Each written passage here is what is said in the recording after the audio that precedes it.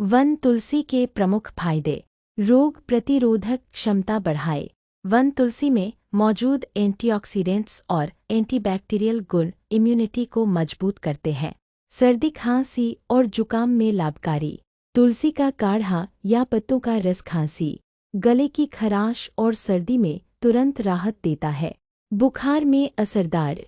Viral और मौसमी बुखार में वन तुलसी प्राकृतिक दवा की तरह काम करती है। सांस से जुड़ी समस्याओं में उपयोगी। दमा, ब्रोंकाइटिस और एलर्जी में इसके सेवन से फेफड़ों को मजबूती मिलती है। तनाव और चिंता कम करे। वन तुलसी मानसिक शांति देती है और तनाव, घबराहट व अनिद्रा को कम करती है। पाचन तंत्र को सुधारे। गैस, अपच और पेट दर्द में वन तुलसी बेहद लाभकारी है। त्वचा रोगों में फायदेमंद।